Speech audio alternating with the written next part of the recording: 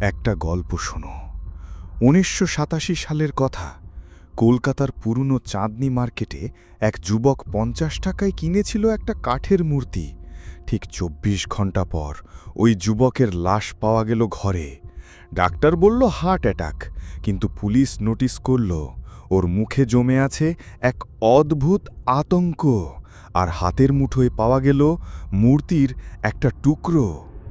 পরের মালিক এক ব্যবসায়ী, সে রাতে শুনত কেউ যেন বারান্দায় হাঁটছে। একদিন রাত ৩টে সে দেখে মূর্তিটা নিজে থেকে ঘুরে গেছে। সকালে তাকে পাওয়া গেল মৃত, গলায় কালো দাগ। এবার পুলিশ মূর্তিটা লকারে বন্ধ করল, কিন্তু যে কনস্টেবল পাহারা দিচ্ছিল সে গায়েব। শুধু তার ক্যাপটা পড়ে আছে মূর্তির পায়ের কাছে। আজ এই মূর্তিটা আছে তোমার শহরেরই কোনো অ্যান্টিক শপে। যদি কখনো দেখো কোনো মূর্তির চোখ লাল হয়ে জ্বলে, মনে রাখবে ও জানছে তুমি দেখছো।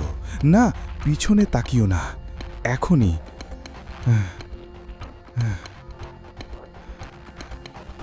কমেন্টে লেখো যদি তুমিও এই মূর্তি কোনোদিন দেখে থাকো।